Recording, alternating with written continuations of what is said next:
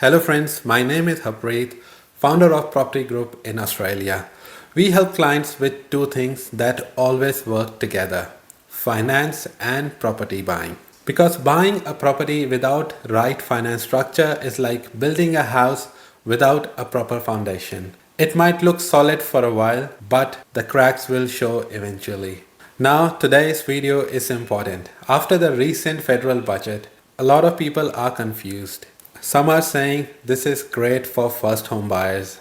Others are saying investors are finished. Some are saying rents will go up, and most people are just sitting in the middle, not sure what to believe. So today I will cover three things. Number one, what the budget changes actually mean. Second, how they may affect investors, home buyers, and tenants. Third, what smart property investors should start doing right now. So stay with me till the end. If you are planning to buy a home or build a property portfolio, you don't want to miss this video. So guys, change number one is around negative gearing. For years, negative gearing has been one of the biggest tools used by property investors in Australia. In simple words, if your investment property made a loss, meaning the rent didn't cover interest and expenses, that loss could reduce your taxable income. For many investors, that made it easier to hold property while waiting for long-term growth. But under the new budget changes, the government is limiting negative gearing mainly to the newly built houses because they believe it will encourage more housing supply. So what does that mean? The government is basically saying we still want investors, but we want that money going into new housing, not existing homes changing hands. Before, some people could buy an average property, rely on tax benefits, wait for 5 to 10 years, and ride the market wave. But going forward, the property itself needs to make more sense. The rent needs to make more sense. The location needs to make more sense. The borrowing structure needs to make more sense. In short, the market is saying, do your homework now. And honestly, that's not a bad thing. You do spend your years of hard work earning in the property. Also, we spend a whole day reading reviews before buying a $200 vacuum cleaner. Why not buying such an expensive property? And at the same time, some people buy a property after one or two open inspection just because their friend recommended it or the kitchen looked nice. The second change is around capital gains tax. From 1st July 2027, the current 50% CGT discount is set to be replaced with indexation and a 30% minimum tax on all types of capital gains. It applies broadly to all types of CGT assets held by individual, trust, and partnerships. I know CGT sounds boring, but stay with me because this matters. Capital gains tax happens when you sell and make a profit. So if the way profit is taxed changes, your buying, holding, and selling strategy all needs to be redone. This is why I keep saying property is not just about buying, it's about planning and strategizing. Because one day you may need to sell, one day you may need to refinance, one day you may want to use equity or reduce your debt. If you think about long-term plan at the very start, you will not feel stuck later. So change number three is around your borrowing power.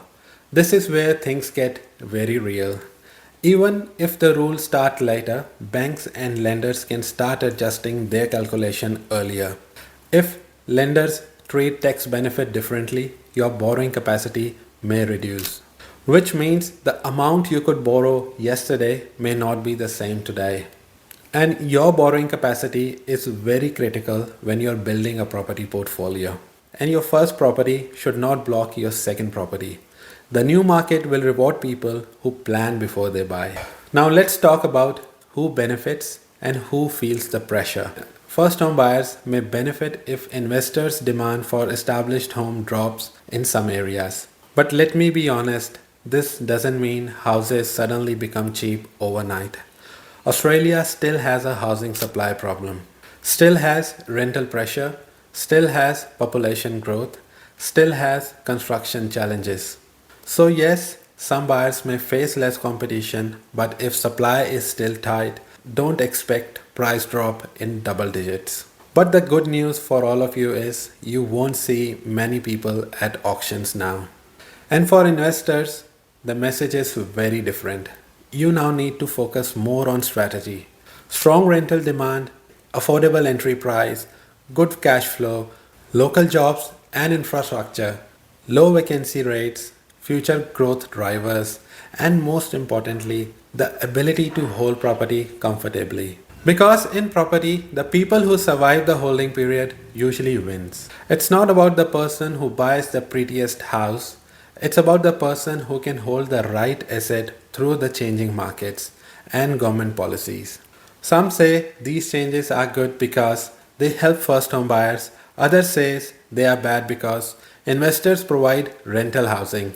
And if investors pull back, rents get worse. I believe both the sides have a point. It's not investors are bad or first home buyers are good. Most investors are normal working people, nurses, tradies, small business owners, migrants, young families, trying to build something for their future. And at the same time, some first home buyers are genuinely struggling to get into the property market. So we do need better planning and more housing supply. So what you should do, recheck your borrowing power. Don't rely on old numbers. The figure from last month may not be accurate today. Stop buying only for tax benefit. Policies can change overnight and this budget is proof of that. A good property investment should still make sense on rent, repayments and locations and long-term demand.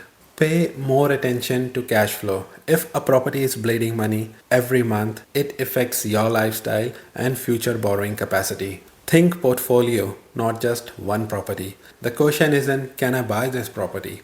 The better question is, if I buy this one, will it help me buy the next one? And that one question can improve your strategy.